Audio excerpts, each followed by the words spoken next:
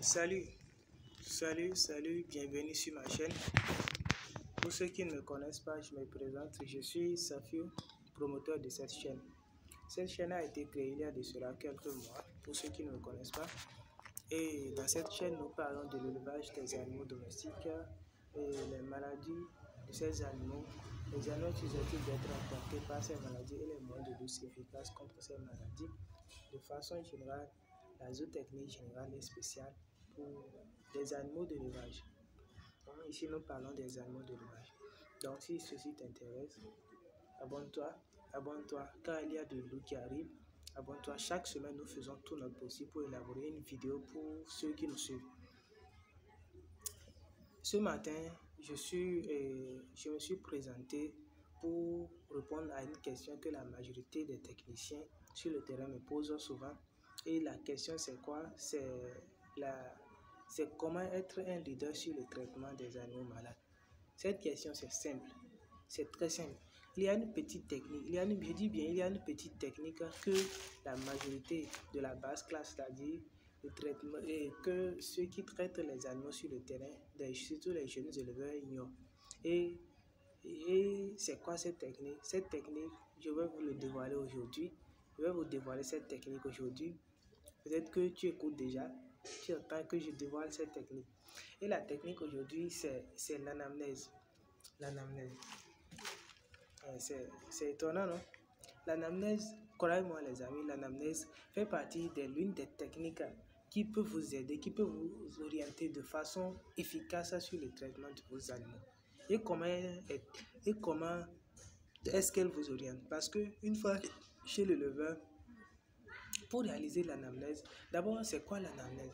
L'anamnèse, c'est une opération, ou bien c'est l'ensemble des processus qui vous permet d'avoir des idées sur l'historique de la maladie, par exemple. Donc, une fois chez l'éleveur, vous allez l'interroger. Donc, en l'interrogeant, vous réalisez l'anamnèse. Mais souvent, la majorité des vétérinaires ne réalisent pas l'anamnèse en réalité. Après quelques deux questions, ils vont laisser comme ça et commencer par traiter l'animal. Non, le système, ça ne marche pas comme ça.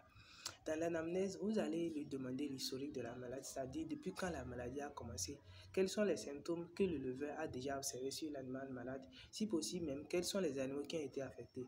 Ensuite, maintenant, la deuxième question que vous allez le poser, c'est quoi? Depuis qu'il a constaté la maladie, est-ce que l'animal mange, oui ou non? Ensuite, vous allez le demander quels sont les produits qu'il a déjà utilisés. Les produits, je dis bien quels sont les produits qu'il a déjà utilisés. De là, vous aurez une idée sur les produits qu'il a utilisés. Si possible même, la dose du produit qu'il a utilisé. Parce que il y a des éleveurs qui sont plus des techniciens que vous-même. Des éleveurs qui vont faire des dosages que vous-même, en tant que technicien, vous n'allez jamais imaginer faire sur le terrain. C'est-à-dire, ils vont faire un dosage, va voir même les produits que tu as gardés pour venir traiter l'animal. L'éleveur a déjà utilisé ça. Donc, raison pour laquelle je vous conseille de réaliser l'anamnèse, de si possible demander le produit qu'il a utilisé. N'ayez pas honte de poser ce genre de questions parce que même à l'hôpital, si vous allez, ils vont toujours vous demander quels sont les produits que vous aviez pris. Ils vont vous demander, après vous avoir demandé depuis quand vous avez commencé par sentir les malaises, ils vont encore vous demander quels sont les produits que vous avez pris. Vous voyez, et de façon profonde, ils iront même jusqu'à vous demander combien vous prenez.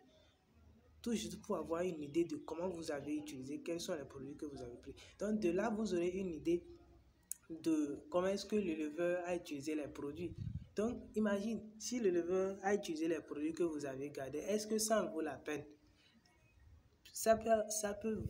Oui, ça peut être possible d'utiliser le même produit, mais dans quel cas?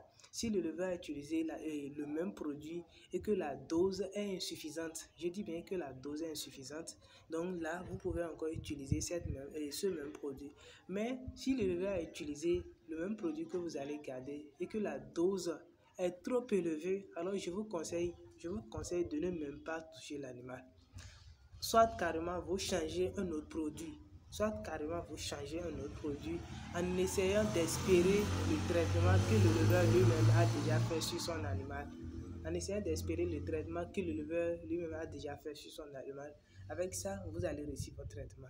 Mais si vous ne voulez pas demander et que vous allez demander, croyez-moi, vous allez toujours tomber dans les pièges parce qu'il y a des éleveurs qui font des traitements sur leurs animaux jusqu'au point où l'animal est même mourant parce qu'ils ont trop surdosé les produits. Maintenant, si toi tu viens, au lieu d'interroger, demander les produits qu'ils ont utilisés, tu ne demandes pas, même si c'est une seule injection que tu fais et l'animal meurt, c'est que ton nom est gâté comme ça. N'importe où l'éleveur ira s'asseoir, c'est ton nom qui sortira de sa bouche en première position. Tel technicien a tué mon animal. Or, en réalité, ce n'est pas toi, c'est lui qui a tué son animal parce qu'il avait déjà surdosé les produits. Raison pour laquelle, une fois venu, il faut toujours interroger les éleveurs. Comme ça, ils-mêmes sauront que vraiment, moi-même, ce que j'ai fait, j'ai commencé par déborder sur la maladie de mon animal. Donc, avec ça, croyez-moi, si vous avez bien réalisé l'anamnèse à 50% déjà, votre traitement, vous avez réussi votre traitement. Maintenant, le reste, ça va dépendre de votre connaissance. Donc, c'était juste une petite présentation ce matin concernant le traitement des animaux malades.